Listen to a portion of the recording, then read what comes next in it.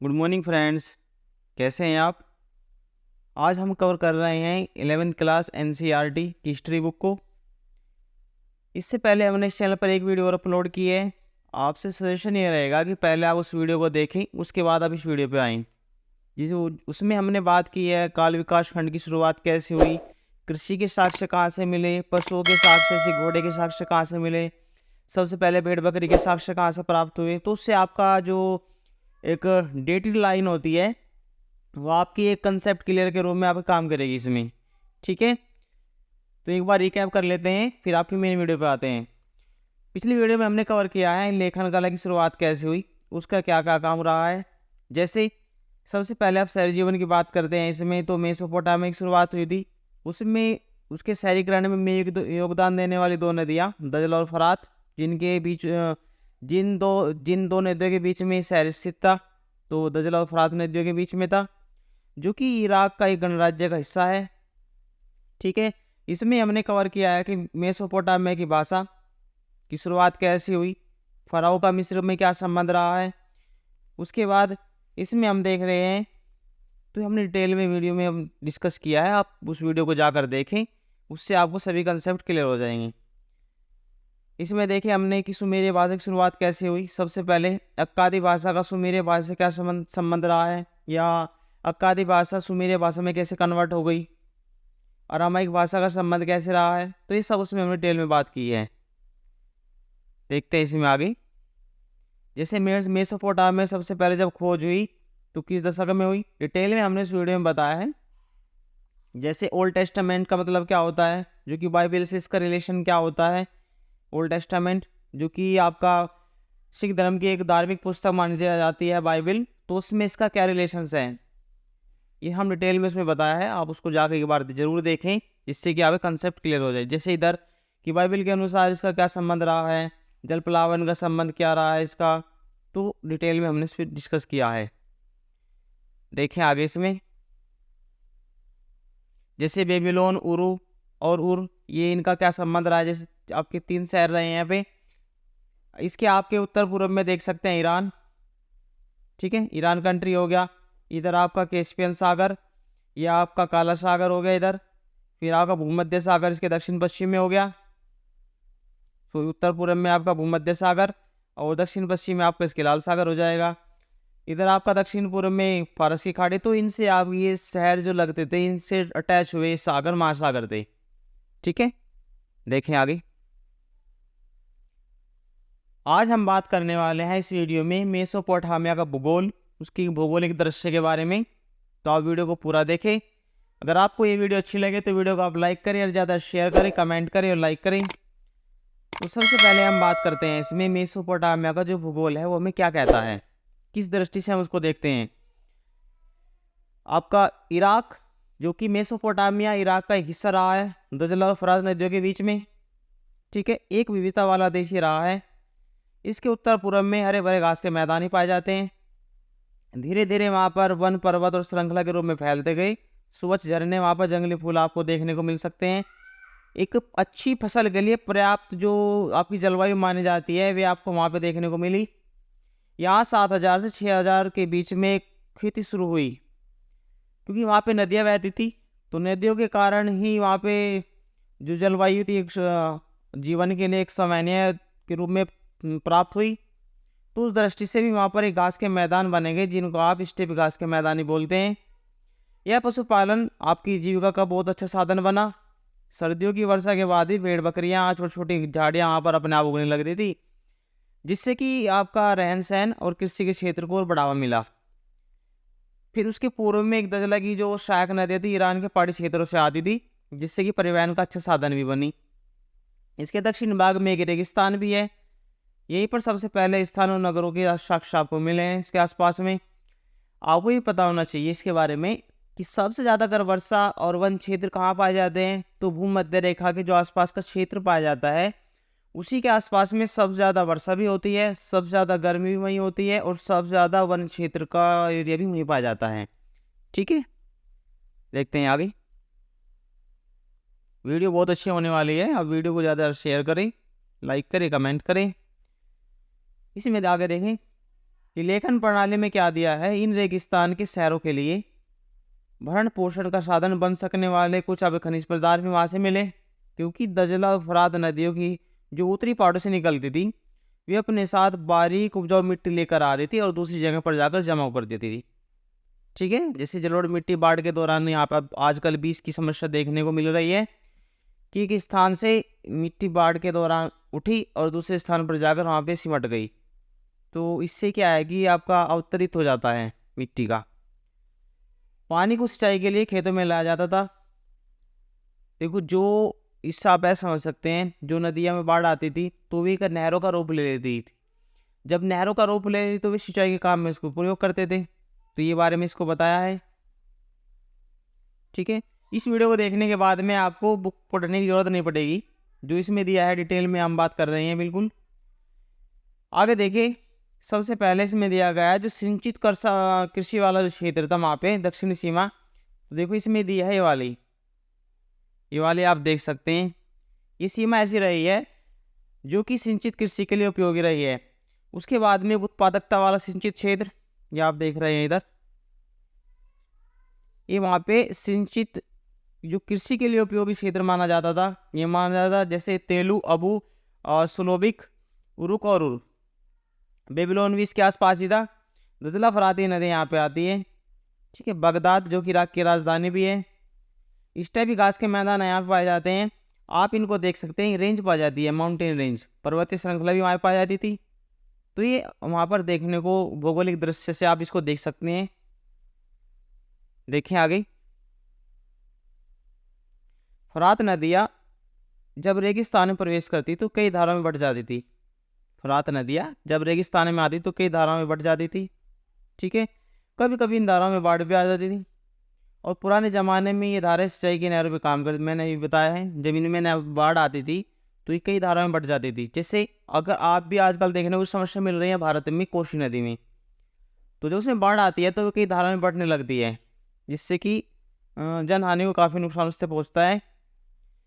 इसमें देखें आगे, इनसे आवश्यकता पड़ने पर गेहूँ, जो मटर, सरसों खेती के लिए सिंचाई भी की जाती थी। पानी को एक स्टोर करके तो सिंचाई के लिए भी प्रयोग में लाया जाता इसका पानी। रोम साम्राज्य सहित पुरानी अर्थव्यवस्थाओं, जो पुरानी व्यवस्थाएं थी, उनमें दक्षिणी मेसोपोटामिया में सबसे ज़्यादा खेती और उपजाऊ देने वाली जरूरी होती थी। जो दक्षिणी मेसोपोटामिया वाला एरिया था वहाँ पे सबसे ज़्यादा ही खेती होती थी और सबसे ज़्यादा कृषि उपज के लिए क्षेत्र माना जाता था। हालांकि वहाँ फसल उपजाने के लिए आवश्यक वर्षा भी बहुत कम होती थी। किससे फसल उगाते थे? जैसे नदियों में बाढ़ आई तो पानी स्टोर कर लेते नहरों के द्वारा, फिर उसको आप सिंचाई में यूज़ करते थे। तो इसमें ये बात की गई है। इसके अलावा खेती के अलावा भेड़ बकरियाँ जो कि इस टाइप घास के मैदानों में और पहाड़ी ढलानों में पाली जाती थी। ये उपजाऊ स्थान बाढ़ की नदियों से काफ़ी ऊंचाई पर होते थे। जो घास के मैदान होते थे बाढ़ की ऊंचाई से, जहाँ पर बाढ़ आती थी तो उससे काफ़ी ऊंचाई पर होते थे, क्योंकि बाढ़ हमेशा क्या आती है, निचले इलाके में आती है बाढ़, जिनसे भारी मात्रा में दूध, मांस, मच्छी, ऊन आदि वस्तु में मिल सकती थी। नदियों में मछलियों में कोई कमी नहीं थी। गर्मी में खजूर के पेड़, फूल, फल। और लेकिन हमें सोचने की ये गलती नहीं करनी चाहिए कि शहरों का विकास केवल ग्रामीण समृद्धि के बल पर ही हुआ था। आज भी अगर आप देखें तो अगर किसी शहर को या किसी देश को विकसित करना है तो सबसे पहले हमारी ग्रामीण व्यवस्था को विकसित करना होगा। इस पर जब हमारे देश का संविधान बन रहा था तो उस दौरान भी महात्मा गांधी ने काफ़ी जोर दिया। तो उसी के तहत एक आर्टिकल लाया गया, आर्टिकल 40, अनुच्छेद 40 में भी ग्रामीण व्यवस्था को विकसित करने के बारे में खूब बात की गई है। ठीक है, तो यही बात की, अगर आपको विकसित करना है किसी भी राष्ट्र को, किसी भी देश को, किसी भी शहर को, तो सबसे पहले उसके आसपास से ग्रामीण क्षेत्र को आपको विकसित करना होगा। ठीक है, ये बात इसमें भी कही गई है। तो आप इसे इंटरकनेक्ट करके बात जान सकते हैं कि पहले में और अब में क्या अंतर रहा है। ठीक है, हिस्ट्री हमें सिखाती है कि पहले समय में क्या था और अब समय में क्या फर्क रहा है, रहन सहन में, जीवन जीने में, और पर्यावरण की दृष्टि से, भौगोलिक की दृष्टि से क्या फर्क रहा है। अब देखते हैं शहरीकरण का महत्व। शहरीकरण के लिए सबसे पहले शहरीकरण का महत्व क्या रहा है इसमें। शहर और नगर बड़ी संख्या में लोगों के रहने के लिए स्थान नहीं होते। बिल्कुल सही बात। जब किसी अर्थव्यवस्था में खाद्य उत्पादन के अतिरिक्त कुछ अधिक आपकी आर्थिक गतिविधियां विकसित होने लगती है।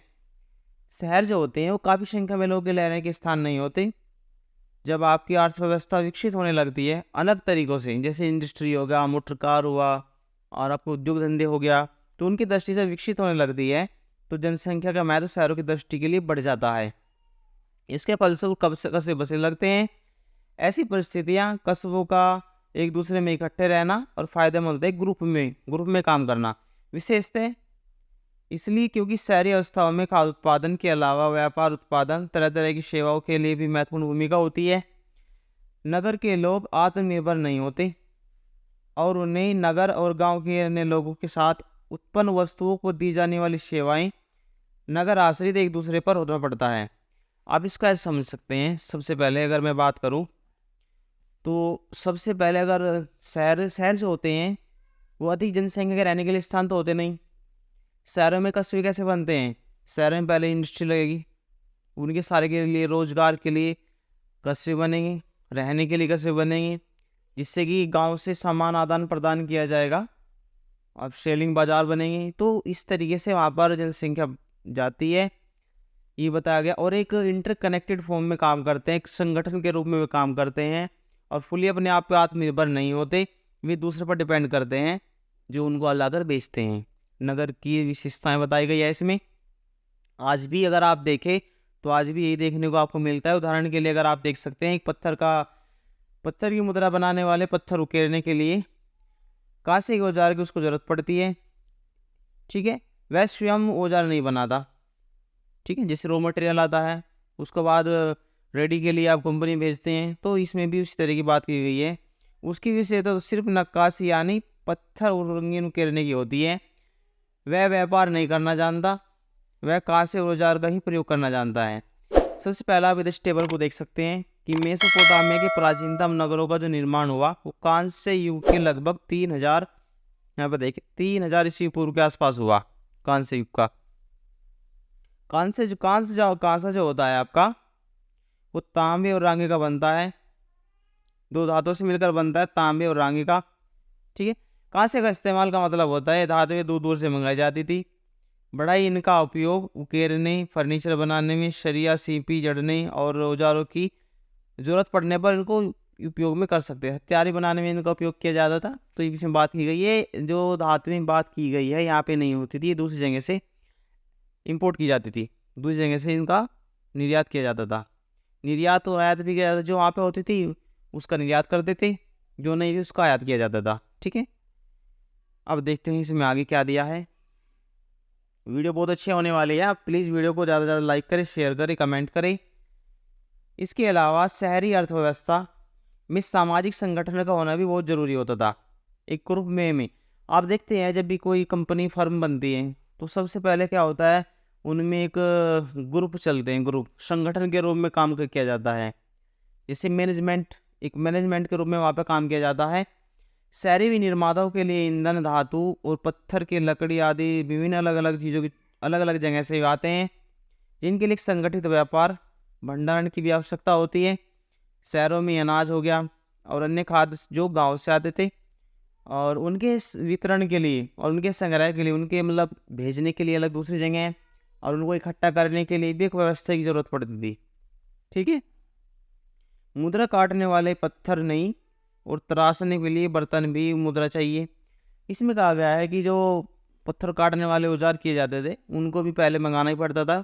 पत्थर अलग मंगा देते तो उसको फिर उकेरना जाता था। उकेरा मतलब उसको एक तराश जाना, ठीक।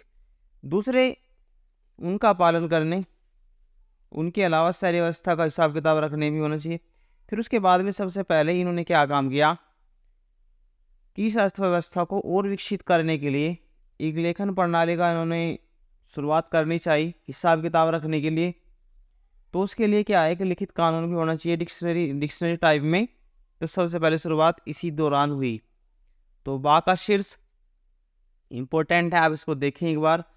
बा का शीर्ष जो कि 3000 ईस्वी पूर्व उर्क नगर जो कि इराक में है, स्त्री का एक सिर है जो कि सफ़ेद संगमरमर और तराशकर बनाया गया था। इसकी आंखों और मुंह पर नीले लाजवर्द और सफ़ेद सीपी और काले डामर की एक चढ़ी हुई होगी। सिर के ऊपर एक ऊंचा खांचा भी है, शायद गहना पहने हुए के लिए बनाया गया है। मूर्ति कला का यह विश्व प्रसिद्ध एक नमूना माना जाता है। इसके मुंह और ठोड़ी गालों और सुकोमल और बनावट के लिए इसकी प्रशंसा अक्सर की जाती है। यह एक ऐसे कठोर पत्थर तराशा गया है जिसे अधिक काफ़ी दूरी से मंगाना पड़ता था। तो इसमें बात की गई है, जो इसमें पत्थर यूज किया है, उपयोग में लाया गया है, उसे काफ़ी दूर से मंगाया जाता था और अपनी बनावट के लिए बहुत प्रसिद्ध है ये। ठीक है, देखें आगे। शहरों में माल की आवाजाही। शहरों में माल की आवाजाही के बारे में इसमें क्या दिया गया है, आप इसको एक बार देख सकते हैं। सबसे पहले शहरों की माल की आवाजाही में इसमें क्या योगदान रहा है। सबसे पहले मेसोपोटामिया में जो खास संसाधन होते हैं, कितनी समृद्ध हो, उसके यहाँ खनिज संसाधनों का अभाव था। जो मेन खनिज संसाधन थे वहाँ पर मेसोपोटामिया में नहीं पाए जाते थे, सब बाहर से मंगाए जाते थे। अधिकांश जो है, जैसे औजार हो गया, मोहरे हो गया, आभूषण बनाने के लिए जो पत्थरों की कमी वहाँ पे थी। इराक की खजूर और पोपलर के पेड़ों की लकड़ी, गाड़ियों के पहिए, नाव बनाने के लिए कोई खाद वहाँ पे अच्छी किस्म में नहीं पाई जाती थी पेड़ों की भी, वे सब बाहर से मंगाए जाते थे। और औजार पात्र गहने के लिए बनाने वाली जो धातु वहाँ पर उपलब्ध नहीं होती थी।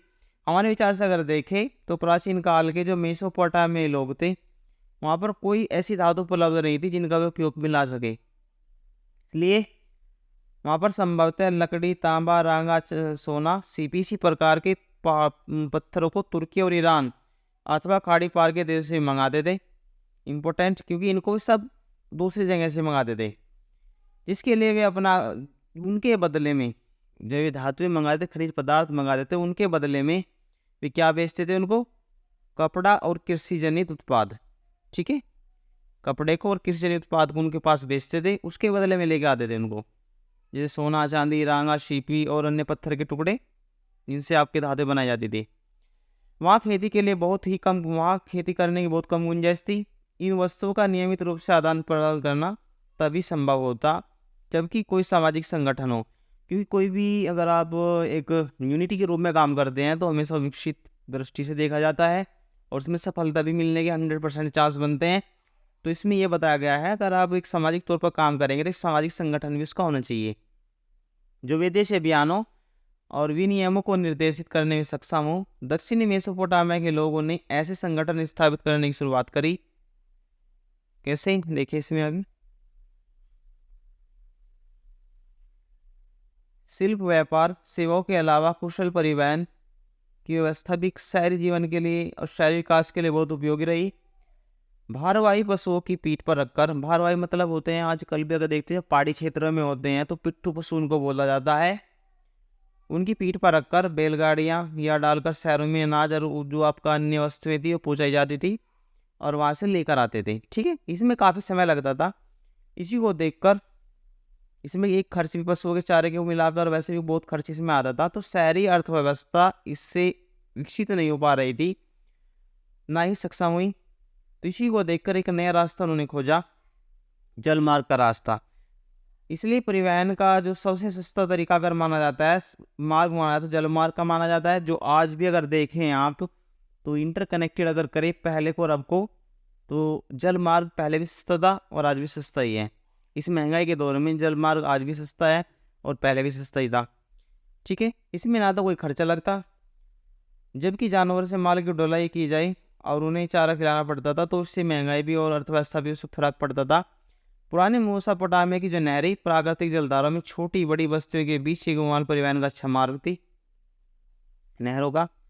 ठीक है, जो नगर विवरण इसमें दिया गया है उससे स्पष्ट किया है कि फरात नदी उन दिनों व्यापार के लिए एक विश्व मार्ग के रूप में बहुत अधिक प्रसिद्ध है थी, क्योंकि इसमें जब बाढ़ आती थी तो इस नहरें निकलने लगती थी इसमें से। ठीक है, देखते हैं आगे। लेखन कला का विकास कैसे हुआ। सबसे पहले वहाँ पर तो आप इसको इस तरीके से समझ सकते हैं, लेखन कला के विकास को लेकर, जब वहाँ पे आपका विकसित होने की कंडीशन पे था, विकसित होने के कगार पर थी वहाँ की अर्थव्यवस्था, तो उनको एक डिक्शनरी टाइप में एक कानून के रूप में बनाने के लिए ज़रूरत पड़ी, एक लिखाई की वहाँ पे ज़रूरत पड़ी, कायदे कानून को हिसाब किताब लिखने के लिए ज़रूरत पड़ी, तभी इस भाषा का विकास भी हुआ। सभी समाजों के पास अपनी एक भाषा भी होती है जिसमें उच्चारित ध्वनियाँ अपना अर्थ प्रकट करती है। मौखिक हो या शाब्दिक, एक भावना व्यक्त कहते हैं जिससे लिखना मौखिक और अभिव्यक्ति से उतना अलग नहीं है जितने कि हम अक्सर समझ बैठते हैं। जब लेखन या लिपि के बारे में हम बात करते हैं तो इसका अर्थ उच्चारित ध्वनियाँ जो दृश्य मतलब हम देखते हैं और चिन्ह के रूप में हम बात भी करते हैं। ठीक है। मेसोपोटामिया जो पहली पट्टिकाएं पाई गई, मेसोपोटामिया जो पहली पट्टिकाएं मतलब ऐसे समझ सकते हैं जैसे मिट्टी, गीली मिट्टी, चिकनी मिट्टी को आप ऐसे धरती पर फैलाकर और सुखा दे तो एक पट्टिका बन जाएगी मिट्टी की। ठीक है। तो इसमें इसकी बात की गई है। जो हमें सबसे पहले पाई गई है वो 3200 ईस्वी पूर्व की पाई गई है। जैसे चित्र में आप देख सकते हैं, इस वाले चित्र में दिखाई सब पट्टिकाएं तो है ये।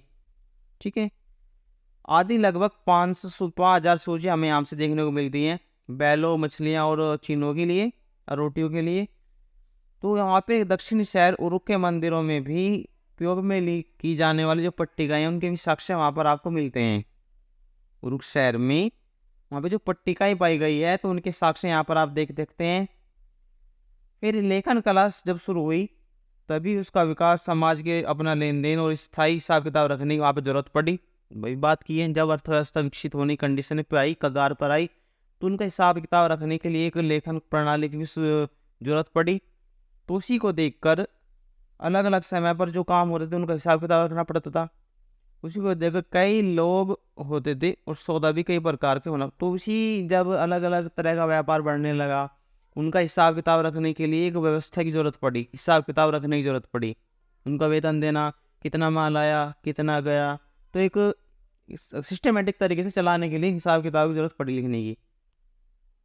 अब देखें आगे।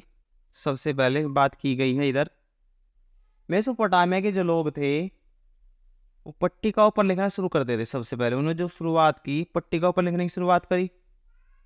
ठीक है।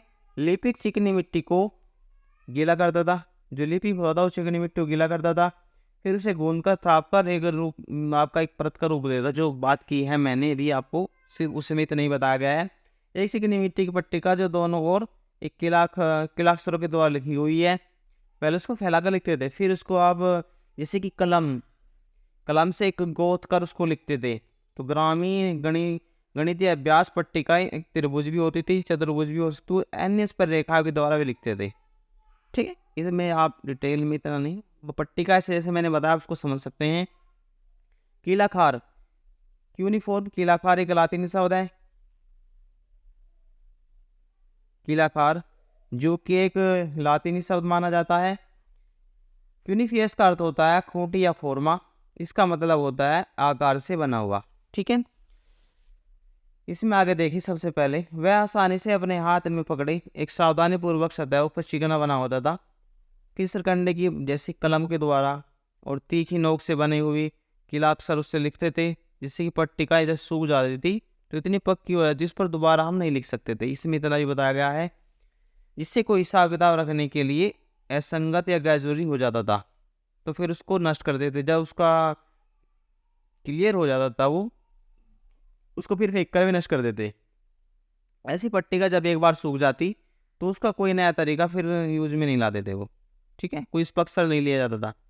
इस प्रकार प्रत्येक सौदे के लिए वह चाहे जितना भी छोटा हो एक पट्टिका की जरूरत जरूर पड़ती थी। छोटे से छोटा, बड़े से बड़ा हिसाब के लिए भी एक पट्टिका वे यूज करते थे। इसलिए खुदाई मेसोपोटामिया में खुदाई स्थलों पर और सैकड़ों पट्टिकाएं वहाँ पर मिली है। इन स्रोतों में संपदा और आज भी मेसोपोटामिया के बारे में उनसे बारे में बहुत जानकारी हमें मिलती है। देख सकते हैं आगे हम। सबसे पहले लगभग 2600 ईस्वी पूर्व के आसपास वर्ण कीलाकार मतलब होता है आकार में लिखा हुआ, आकार में बना हुआ, एक सुमेरिया भाषा थी। ठीक है। लगभग 2600 ईस्वी पूर्व के आसपास कीलाकार हो गए और एक सुमेरिया भाषा थी। अब लेखन का इस्तेमाल हिसाब किताब रखने के लिए ही नहीं बल्कि शब्दकोश के रूप में भी करने लगे। ठीक है। को कानूनी मान्यता प्रदान करने और राजाओं के कार्यों का वर्णन का हिसाब रखने, उनमें होने वाले परिवर्तन को दिखाने के लिए, उद्घोषित मतलब दिखाने के लिए किया जाने लगा। जो देश की आम जनता के बारे में बना, जैसे कानून, जैसे संविधान अगर बना है तो किसके लिए? जनता के हिसाब किताब रखने के लिए, उन्हें कानून बनाने के लिए, उनका कल्याण के लिए, उनका उल्लंघन होने पर दंड दिया जाएगा। और उनकी संयुक्त के लिए एक न्यायपालिका बनाई गई है, कार्यपालिका बनाई गई है, वह आपका विधायिका बनाई गई है। तो सब एक उसी के बेस पर अगर आप उसको इंटरकनेक्ट करके देखें तो कुछ ज़्यादा कुछ चेंज नहीं है। ठीक है। मेसोपोटामिया की सबसे पुरानी ज्ञात सुमेरिया भाषा का स्थान 2400 ईस्वी पूर्व के बाद माना जाता है। ठीक है। धीरे धीरे अक्कादी भाषा ने इसका स्थान ले लिया था। 2400 ईस्वी पूर्व तक तो सुमेरिया भाषा का चला वहाँ पे स्थान। उसके बाद 2400 ईस्वी के बाद से सुमेरिया भाषा स्थान अक्कादी भाषा ने ले लिया। अक्कादी भाषा में किलाकार लेखन का रिवाज ईस्वी सन की पहली शताब्दी और 2000 से भी अधिक वर्षों तक चला। तो काफ़ी समय तक अक्कादी भाषा चली। अब देख सकते हैं लेखन प्रणाली में क्या योगदान रहा है। सबसे पहले आप इधर देख सकते हैं, इसमें जिस ध्वनि के लिए किलाक्षर या किलाकार चिन्ह का प्रयोग किया जाता था वह अकेला व्यंजन स्वर नहीं होता था। जैसे आप देखें कि अंग्रेजी वर्णमाला में एम या ए, लेकिन अंग्रेजी अक्षर सिंबल्स होते थे, जैसे अंग्रेजी में पुट या ला या इन। इस प्रकार मेसोपोटामिया को लिपिक सैकड़ों चिन्ह सीखने पड़ते थे। उसे गीली पट्टी या उसके सूखने से पहले ही लिखना पड़ता था। भाई गीली मिट्टी में लिखेंगे तो फिर सूखने पर तो लिखा नहीं जाएगा, इसलिए उसको गीली मिट्टी में लिखते थे। ठीक है। देखें आगे। लेखन कला के लिए सबसे बड़ी कुशलता आवश्यकता ये थी कि इसके लिए लिखने का काम अत्यंत महत्वपूर्ण माना जाता था। इस प्रकार किसी भी भाषा विशेष की ध्वनि करना परस्पर एक महान बौद्धिक उपलब्धि के रूप में माना जाता था। किसी भी एक ध्वनि को एक भाषा का रूप देना तो एक ऐसे बोल सकते हैं बहुत ही महान एक कर्तव्य माना जाता था इसमें। ठीक है। आज की वीडियो में इतना ही, वीडियो लंबी हो जाएगी। मिलते हैं नेक्स्ट वीडियो में और अपने अच्छी तरीके से प्रैक्टिस करें। मिलते हैं नेक्स्ट वीडियो में।